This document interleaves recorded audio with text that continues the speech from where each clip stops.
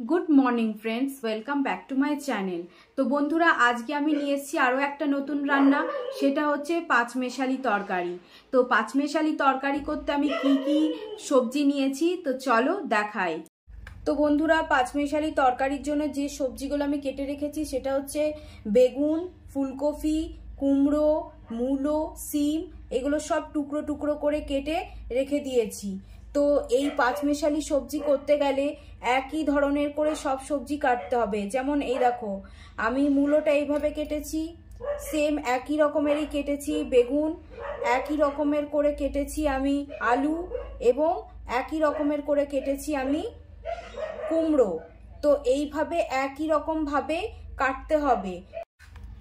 তো এই পাঁচমেশালি তরকারির জন্য যে মশলাটা আমি রেডি করে রেখেছি সেটা হচ্ছে 2 টুকরো আদা, যেটা আমি হামানদিস্তাতে থেতো করে রেখেছি, আর 1.5 চামচ হলুদ, আর 2 চামচ জিরে গুঁড়ো। 1.5 চামচ হলুদ মানে এই ছোট চামচের 1.5 চামচ হলুদ, আর এই ছোট চামচেরই 2 চামচ জিরের গুঁড়ো নিয়েছি। আর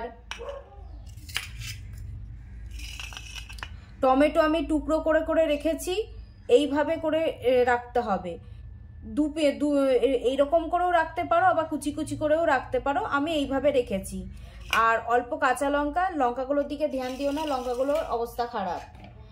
আর একটু এই যে ধনেপাতা কুচিয়ে রেখেছি। কড়াইয়ে তেল গরম হয়ে গেছে, এবারে আমি দেব ফোড়নে 5 ফোড়ন অল্প, আর দেব শুকনো লঙ্কা ভেঙে, আর কিছু কাঁচা লঙ্কা এর মধ্যে দিয়ে দেব, আর কিছুটা সবজি যখন ফুটবে তখন দেব।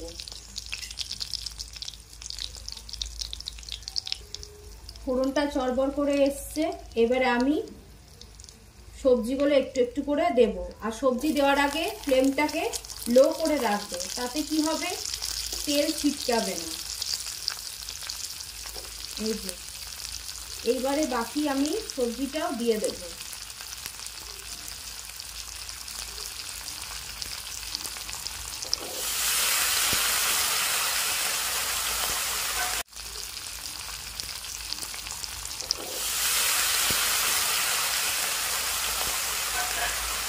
এবারে দেবো আমি হলুদ পরিমাণ মতো,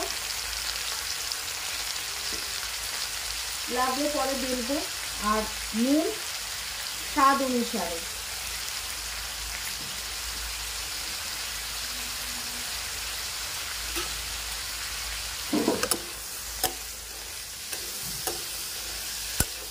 তো বন্ধুরা, সবজির মধ্যে নুন হলুদ দেওয়ার পর সবজিটাকে খুব করে নাড়াতে হবে যতক্ষণ না সবজিগুলো নরম হয়ে যাচ্ছে না, মানে সেদ্ধ হয়ে যাচ্ছে না, ততক্ষণ নাড়িয়ে যেতে হবে, কিন্তু ঢাকা চাপাও দিতে হবে।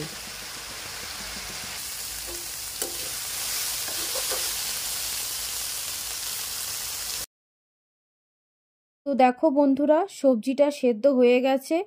তো এরপরে আমি দেব কিছু মশলা, যে মশলাটা আমি একটু আগে রেডি করে রেখেছিলাম। তো এই দেখো বন্ধুরা, মশলাটা এবার আমি দেব। মশলাটার মধ্যে আছে আদা, হলুদ আর জিরে গুঁড়ো, মানে আদাটাকে আমি থেতো করে দিয়েছি। এই মশলাটা দিয়ে এবার খুব করে নাড়াতে হবে যতক্ষণ না মশলাটা কষে যাচ্ছে। তো দেখো বন্ধুরা, মশলাটা কষানো হয়ে গেছে, এবার মশলা ধোয়া জলটা দিয়ে দিলাম। এইবারে আমি এর মধ্যে দেব কিছু টমেটো কুচো, যেটা আমি কুচিয়ে রেখেছিলাম, তোমাদেরকে দেখালাম একটু আগে। এবার টমেটো কুচোটা দিয়েও আমি একটু নাড়িয়ে চাড়িয়ে নেব।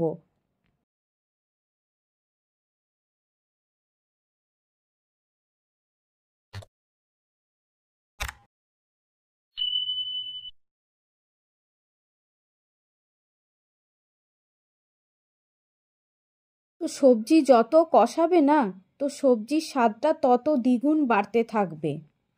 তো এবারে সবজি কষানো হয়ে গেল, এবার আমি খুন্তির ওপরেই জলটা দিয়ে দিলাম, কারণ খুন্তির মধ্যে অনেকটা মশলা লেগে আছে।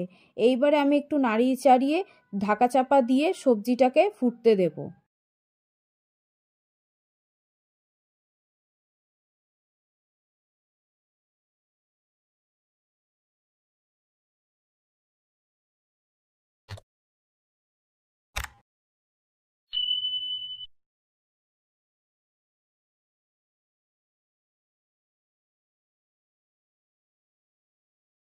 তো ঝোলটা ফুটছিল, তখন আমি একবার ঝোলটা চেখে দেখলাম তরকারিতে নুনটা কম আছে, সেজন্য অল্প নুন দিলাম।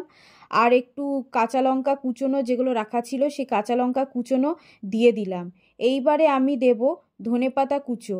ধনেপাতা কুচোগুলো দিয়ে দিলাম যাতে করে ধনেপাতার যে গন্ধটা, সেই গন্ধটা ঝোলের মধ্যে, তরকারির মধ্যে যাতে প্রবেশ করে। আর একটুখানি আমি ঢাকনা দিয়ে ঢাকা চাপা দিয়ে রাখবো লো ফ্লেমে।